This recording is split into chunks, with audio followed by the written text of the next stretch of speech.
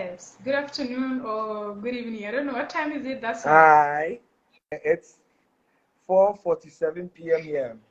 So Great. Yes. I'm also glad to be here. Yesterday, our Uh-huh. network really failed us, so we couldn't finish what we were doing. Yes, that's absolutely true. We had technical glitches influenced by the state of the weather and just network in general. Danny, I welcome you very much, my dear friend. I would love you to introduce yourself to each and everyone who did not have like an opportunity to see you or hear from you yesterday when we had our first session yesterday. Okay, yeah.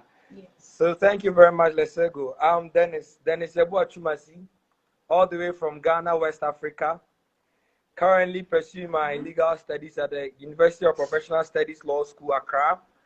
And very soon, if it Uh-huh. God's will, we'll be called to the bar. So we are still on it, and Yes. I'm glad and privileged to be here with you. Wow. Wow. Thank you so much for that amazing introduction. I believe that our audience are excited to be having you as well, to be learning from you tonight as we be bringing them this amazing program. Without wasting any time, for those who missed yesterday's session, we're just going to be talking about sales contracts or the sales or the contract of sales of goods, in business and international law in general. But because of time, today's focus will just be on the sales contract. So this is where Danny will be coming here to introduce what exactly is the sales contract.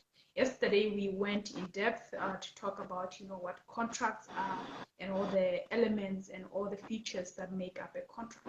So today's session will be focused on the sales contract. So Danny, the floor is yours.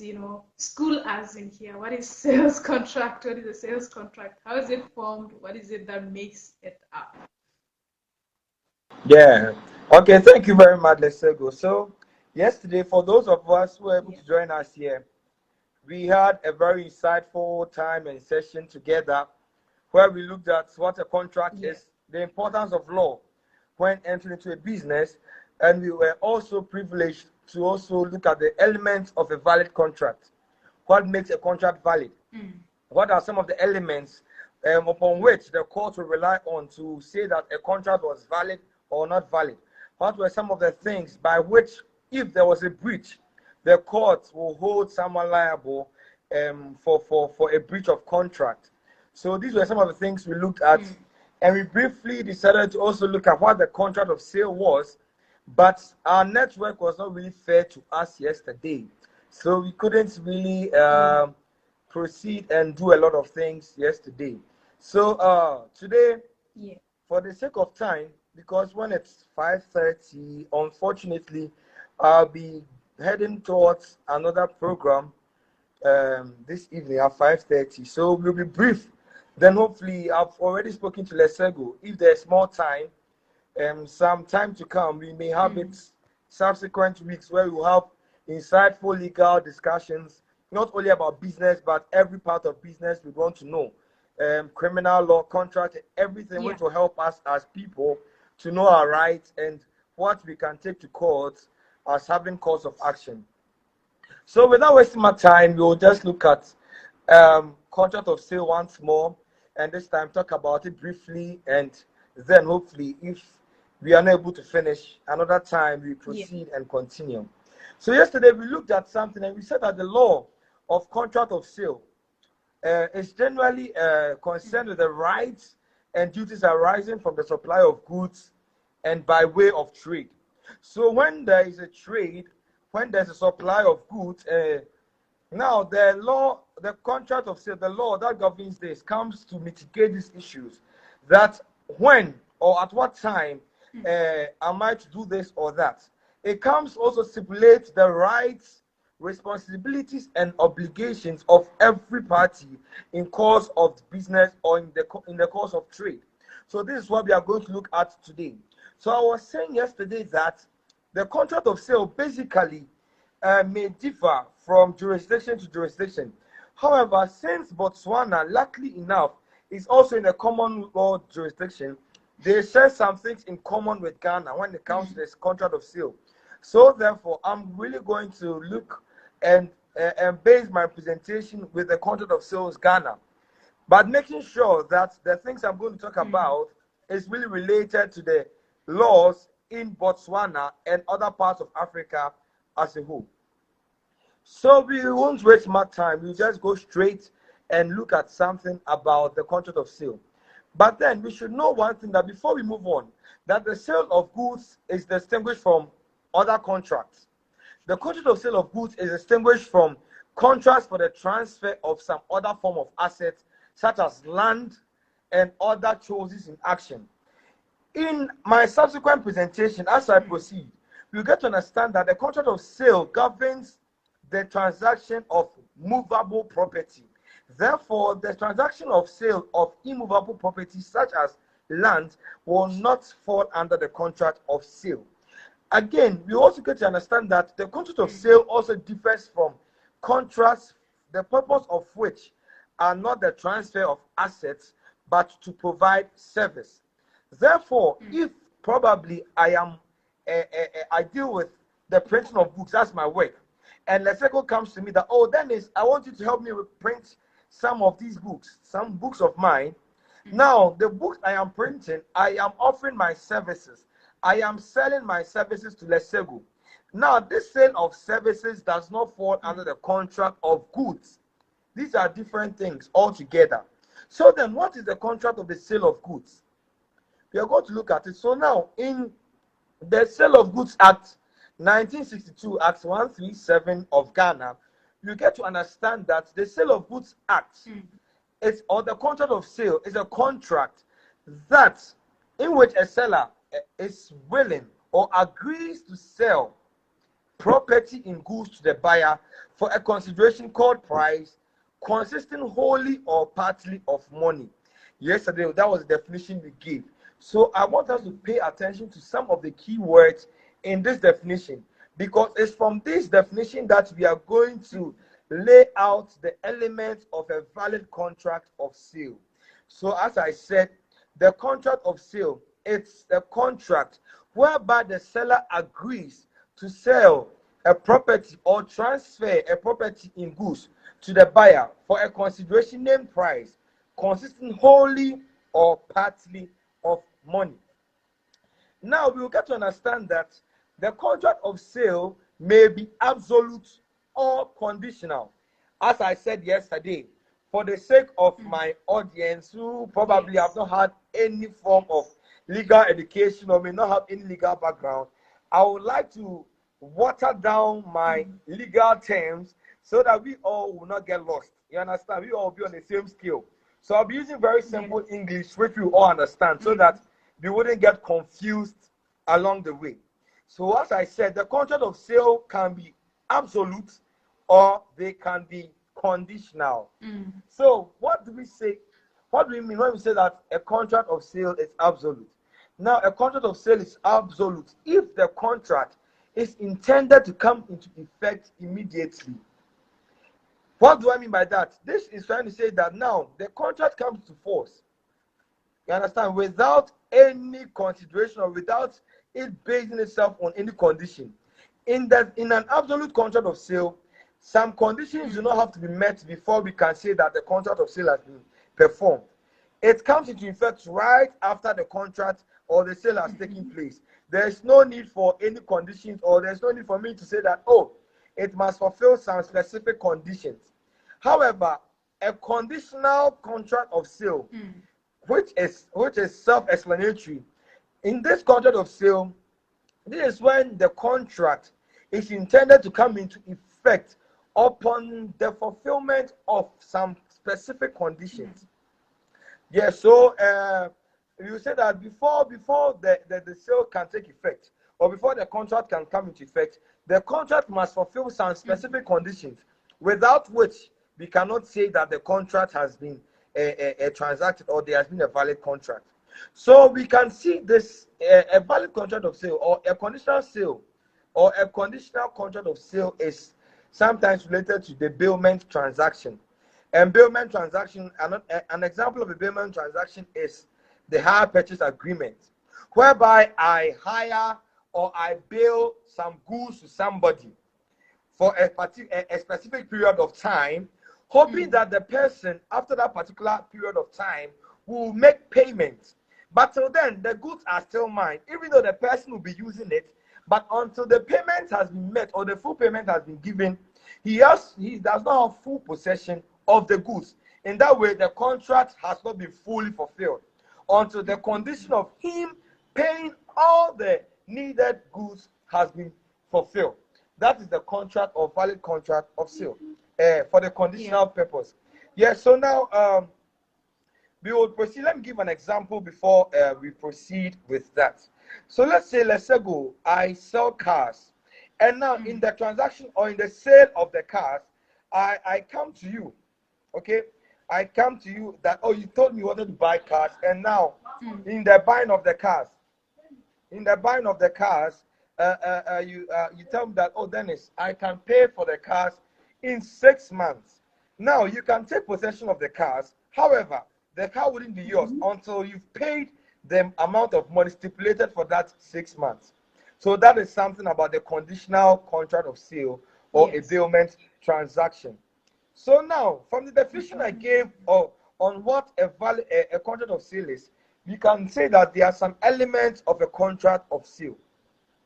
Now, the first one is a contract. There must be a contract, as the name depicts, a contract of sale. So there is a contract. Okay.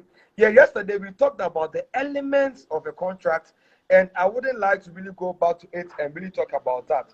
So I'll just give some things, just a brief revision.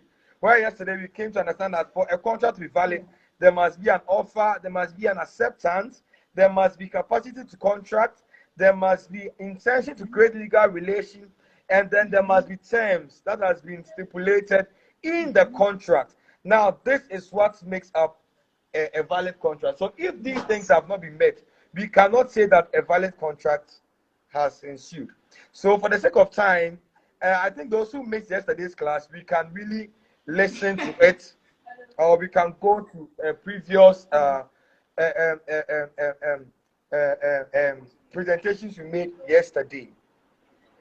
Yeah, so now let us look at another element of the valid contract of sale. There must also be a seller or a buyer. Okay. Now, in a valid contract of sale, there must be a seller. Who is a seller? A seller is someone who sells or agrees to sell goods. That is who a seller is. Is that there must be a seller and there must be a buyer. So yesterday, when we're looking at the elements of a contract, you made mention of an offeror and offeree. So now the person who offers to sell the goods, the person who offers to transfer the goods is the seller. And now, if the seller is somebody who agrees to sell or sell the goods, then a buyer is automatically someone who buys or agrees to buy the goods. Another element in a valid contract of sale is the subject matter of the sale. Now, Section 81 of the Sale of Goods Act Ghana defines goods as a movable property of every description and includes growing crops or plants and any other things attached to or forming parts of the land which are agreed to be severed before sale or under the contract of sale. What do I mean by this long term?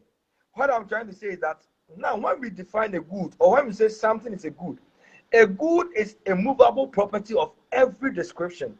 It can also include food crops that have been attached to a land. And then it has been agreed that upon its sale, it will be severed from the land for sale. Now, we can see from this description that any item or anything that is not. Hello, let's go. I saw your hand up. I would love to interrupt you just a little bit. Let me interrupt you just a little bit for our audience to get this. A good in a sales of good contract is any movable item. movable, something that is moving. Yes. Yes. That's what we refer to when we say a good in the contract of sales of goods, right? Yes. Yes. Yes, yes. So I just needed to highlight that for our audience so that they get that part. Because as we are having this, someone might skip such important parts like that one. And it's very, very important. Yeah. Thank you very Yes. much also for throwing more light on it. So, as Lesego has rightly said, a Yeah. good is any movable property or movable property of every description. So now let's get the key word movable. Yeah. Therefore, if the item is immovable, it cannot be classified as goods according to the Sale of Goods Act. Yeah. So it is not pellucid whether or not Section 81, as I just read it, includes all personal chattels. However, one may infer from the definition I just gave that real estate properties, lands, actions in money, and any other type of such thing may not fall under the category of goods. Let us get that clearly. I hope it makes sense. Yeah. I hope it makes sense. Okay. Yes. So now we will Yes. move on. Yes. Thank you so much. Again, let us also get to understand that when we talk about goods too, it also excludes things like intellectual property, patents, copyright, shares, and all those kind of things. If I sell my shares to you, it cannot be classified as a contract of sale of goods because the shares, intellectual property, patent right, copyright, they do not fall under the sale of goods.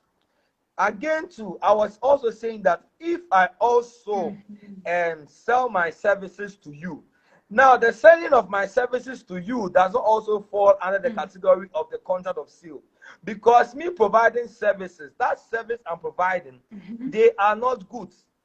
So let us also get that clear. So maybe probably if as I said in the beginning, if I have a printing shop or a printing press, then maybe Lesego comes to me. Oh, Dennis, I want you to help me print some books. Then I helped Lesego print. I printed the books for Lesego, and then Lesego was not willing to pay the money. I cannot take Lesego to court on an action that she breached a contract under the contract of sale. There may be another course of action, but this will not fall under the contract of sale of goods.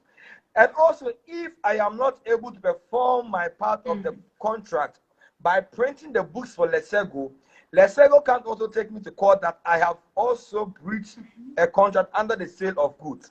There may be a remedy provided by the court, but that course of action will not fall under the contract of sale. Let us get this very clearly. So that is something about the sale of goods or what a sale of goods is. So now we will look at something. Another thing I made mention of is that now in the contract of sale, the seller agrees to transfer property to the buyer. Now, yesterday I made this clear that now you cannot give what you don't have. And this is known in Latin as a nemo dat non quod habet. Nemo that non-quote habit. One cannot give what he does not have. So therefore, I cannot transfer something I do not owe to you as a property. That will be invalid and will not be a valid contract of sale. Therefore, before I can transfer property to you, then I must have some kind of title or absolute right of ownership over that goods before I can claim selling them to you. So if I do not have title or I do not have the absolute right of ownership over that goods, I cannot claim to be having a valid contract of sale. So yesterday a question was posed that is title the same as absolute right. Then I made it clear that now they may have some similarities. However, I may have title to a good, but I may not have absolute right to a good. In that, probably, uh, uh, Mhm. uh, honestly, I may have some rights to a good, but I may not have the title to it. I may be having a car, Absolutely. and I can take my car to the car dealer that they should sell the car for me. In that way, the car dealers may Mhm. have some form of right for in the goods, but they may not have absolute right. Mhm. Yes, but therefore you should get to know that I was the person who gave them that right to sell the goods on my behalf.